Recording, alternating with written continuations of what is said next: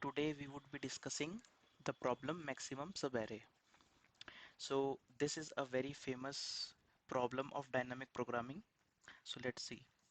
So you guys can pause your video and just read the problem statement. I'll quickly go through it. So given an input array, so suppose this is an input array, we have to find the longest contiguous sum. Contiguous means it should be running, it should be continuous.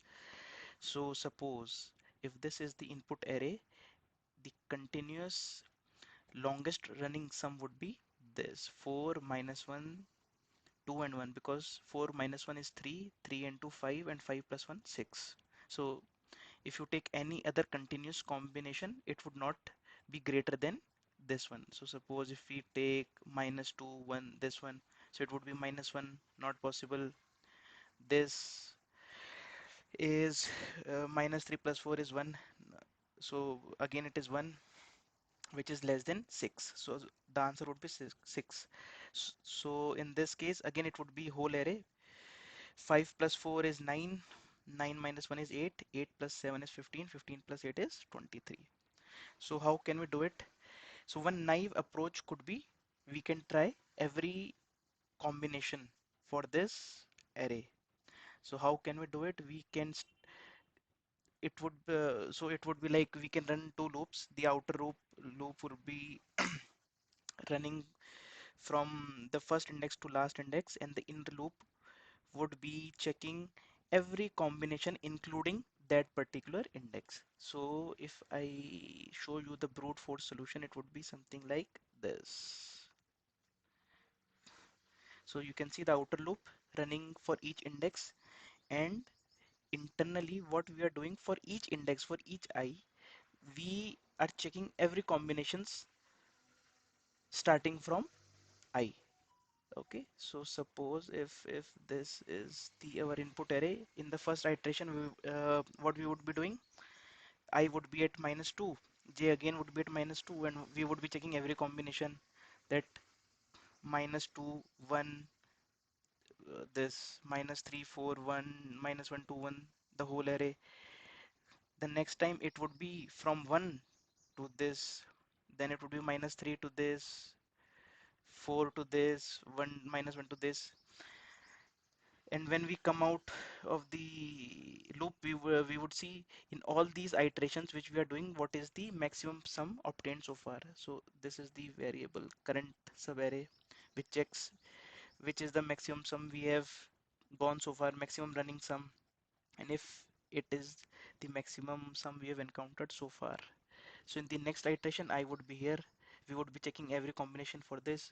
So from here to here, then from here to here, then again from here. So you can see there are a lot of repetitions in this, and this could be optimized. How? Okay, so so one way could be, we can use a DP array where of size this much, where each index would be representing the maximum sum up to that index. Okay, so DP of I would be maximum sum up to DP of that index, ith index. So for this position it would be minus 2. For this position dp of y would be, it would either be dp of I minus 1 plus this nums of I or nums of I, whichever is maximum. So it would either be the contiguous sum, which would be dp of I minus 1 plus nums of I, or it would be simply nums of y, because a new sum could be starting from this position also. So this has a time complexity of on and a space complexity of n. So can we improve it further? Yes. If you see, we just need the last contiguous sum. We don't need to store all the sums. So this brings us to the optimization, and this is our optimized solution. We maintain two variable, num maximum and the current running sum. Okay, why have I not initialized this with 0? Because this the whole array could be negative as well. In that case, our answer could be wrong. Okay, so here I have initialized the max so far with the current element. In the current running sum also I've included the first element, and I have started my loop from first element. So I am maintaining a running sum in this variable, which would be either the previous sum. So if you see the current previous sum, it stores previous element plus I included the current element, either that or we could be starting a new sum over here.